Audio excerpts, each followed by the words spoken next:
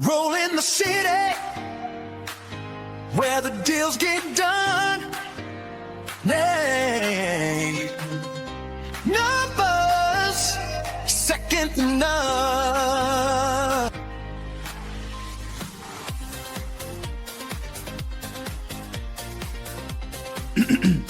Today's guest is Thomas Sousa, Senior Vice President of Business Development of one of the largest hospitality associations in the world.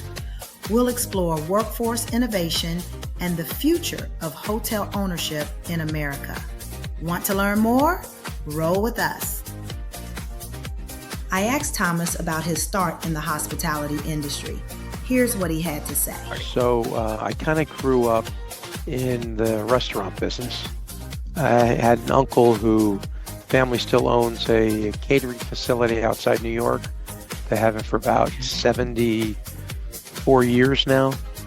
Wow. And so I had an affinity for my uncle, and I was always spending a lot of my time working there. So when it came time for college, I in turn went to a hotel school in the Poconos, the home of hospitality and vacationing, and ended up working for the family for a little bit of time. But I said, let me try these hotels out, since I went to school for it. And once I got bit, I bit in it for 40 years. And Wow. so, now I am the Senior Vice President of Business Development for AAHOA, which is the Asian American Hotel Owners Association. And it is the epitome of the American dream. People that came here in the late 70s with just dollars in their pockets, bought some motels, moved their entire family in, renovated it inch by inch, and built up an empire. And now today, they represent 60% of the total U.S. market. And in some cases, like in Texas, 9 out of every 10 hotels is one of theirs. That's amazing. That's amazing. Okay. Wow. So what is it regarding your development strategy or your business development? What are the things that AAHOA, is that how you say it? Yes.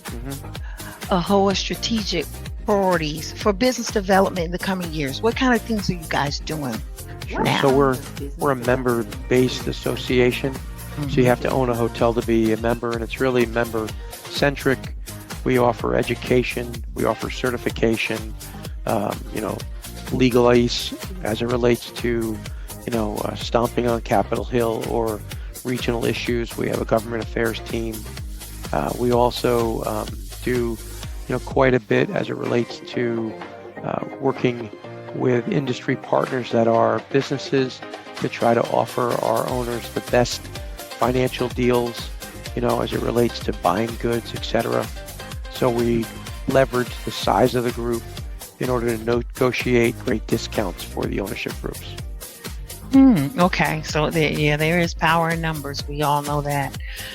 So how does AAHOA identify and cultivate new partnerships that align with your mission and the membership needs? How do you actually approach that? So a lot of it is through constant learning, updating.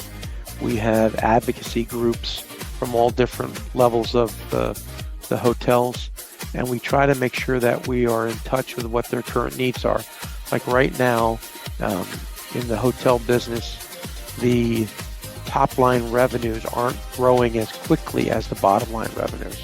So we look at solutions to help them, in order to make the bottom line, to make the GOP. And a lot of it has to do with AI now is a new big part of it. And so we're really researching quite a bit on that new realm as it relates to hospitality. Because at the end of the day, it's still people checking into hotels, looking for customer service, but there are some things that can be handled as it relates to cutting back on the workforce and being able to, make the margins work. And AI can be a solution to that. Absolutely. I've seen some of the other guests that I've had on the show. I've seen some very innovative things that's happening, in front of the counter as well as behind the counter. Do you think, because I think there's a lot of ways right now in the hospitality industry that AI is being affected. Everything from empowering the actual staff, not just with training, but also with customer service, because there's some data that you have now, with automation and technology. So dive a little bit more into that and how you see it shaping the future in business development. So, we'll talk about, CRM systems, or as it relates to return guest visits and such. It can get so granular that it can turn around and say, Kimberly doesn't like feather pillows, or she wants 3 bottles of water in her room. And those little things are important.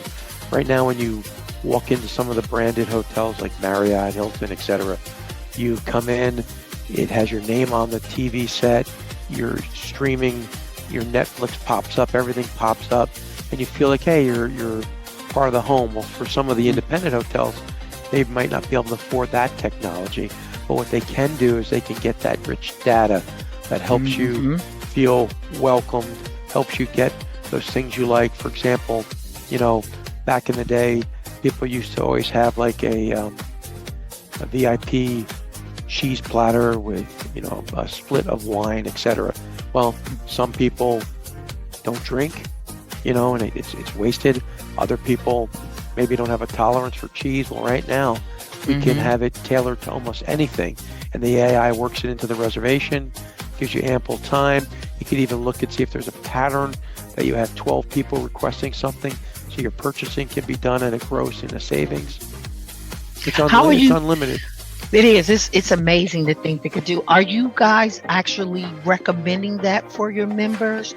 Are you vetting the vendors that offer that? How are you managing that? I know you may be doing it internally just to manage the organization itself.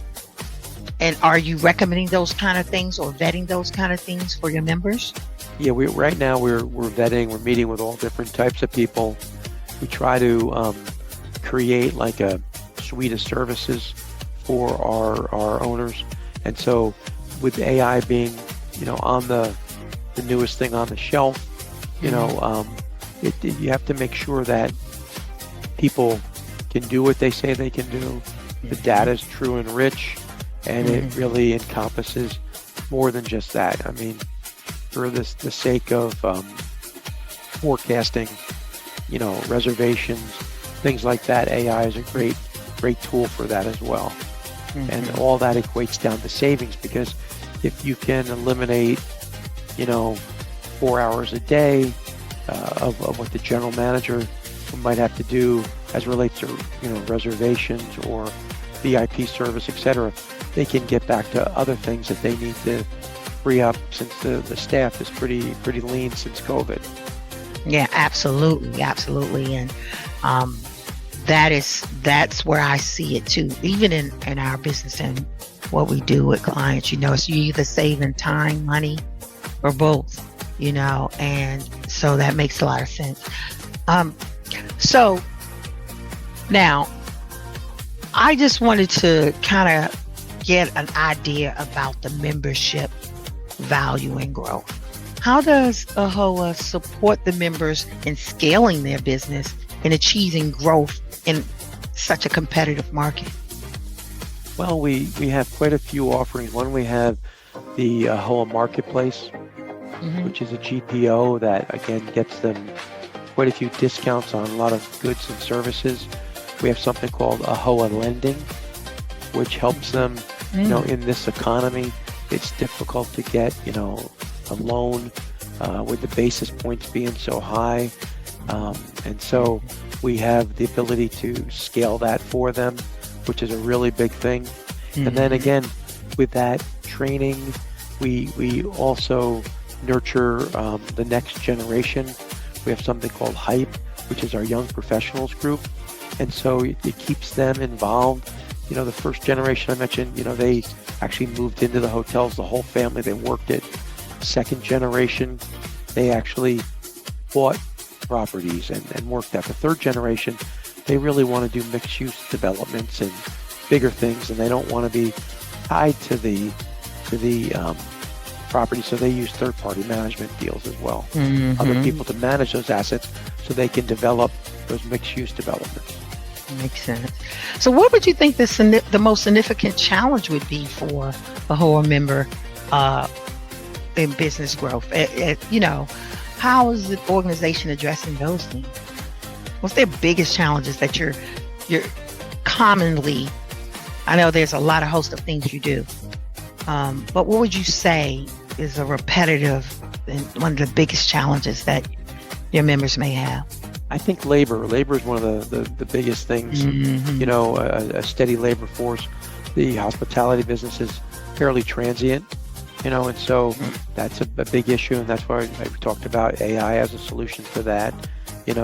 Also using other systems that can help you. I mentioned that forecasting. Not only does it forecast the occupancy or the ADR, but it can get granular and forecast the internal occupancy of a hotel. For example, if there's a king bedded room, there's a difference between one person in that room, two people, corporate travel, leisure travel. And what that means is how long it would take, the housekeeping staff to clean that room. So AI can help you really finite that. And what happens is it helps you eliminate overtime, which is an unforeseen expense. And so you look at it and say, how does it do that? Well, if you have one person and they have to clean all the double queen rooms that have multiple occupancy, there's no way they can get it done in a day, so they get overtime. But if you look at, by blending it through the AI, you'll have it split between the single bed, single occupancy, stayovers, things like that. It does it all for you. So the efficiencies are a lot greater. Later on, we pick up in the conversation, let's explain how AAHOA vets these things. Well, you want to have people that are finite to the industry.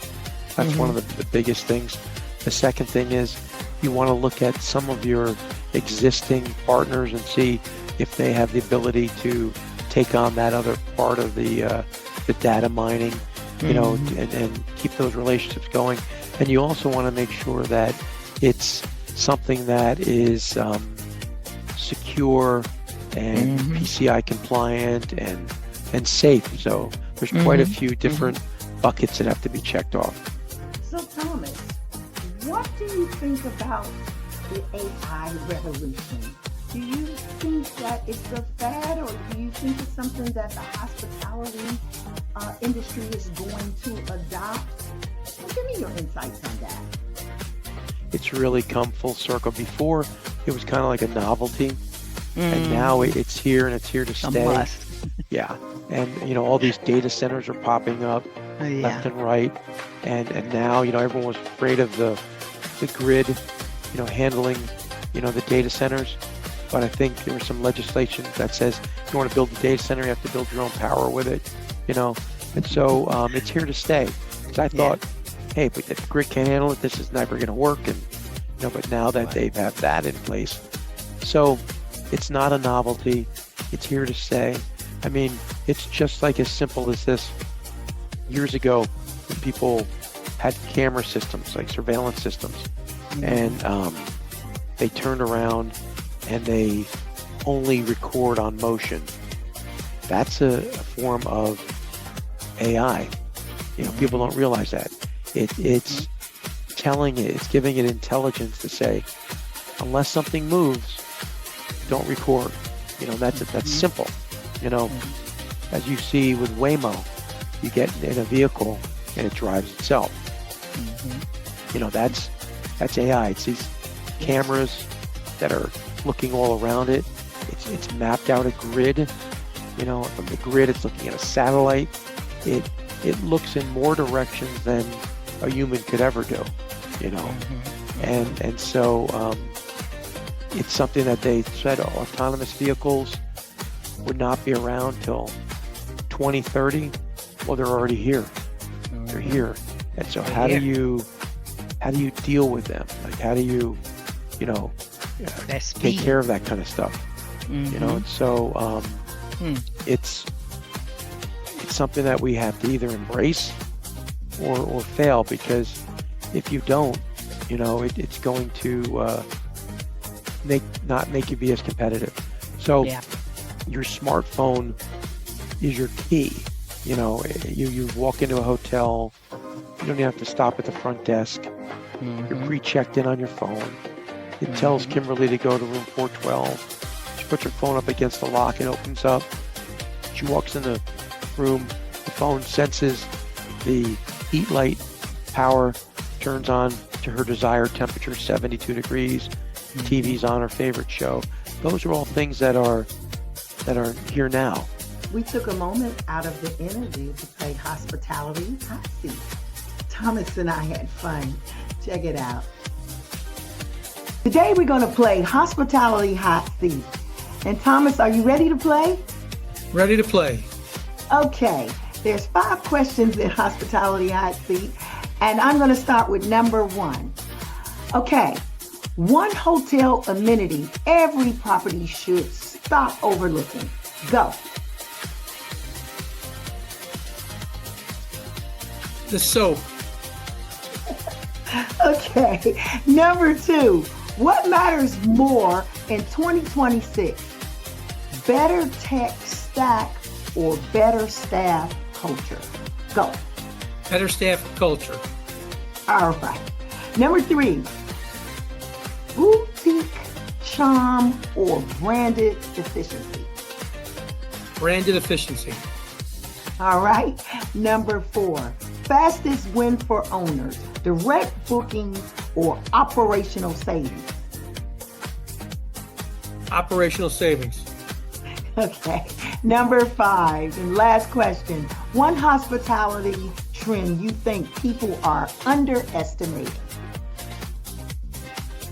The power of traveling with children. All right. That wraps up Hospitality Hot Seat. Thomas, you did great. Thank you for that. AAHOA seems like a very interesting association. Thomas, can you tell me why someone would want to join? So by joining AAHOA, you have a great voice amongst the hospitality industry.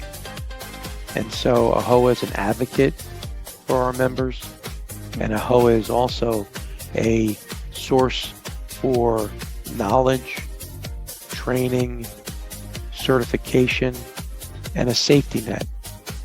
So it's really encompasses, and it's a community. So as big as it is, it's almost with hospitality like a small community. Want to hear the full interview? Visit us at rollinthecity.com.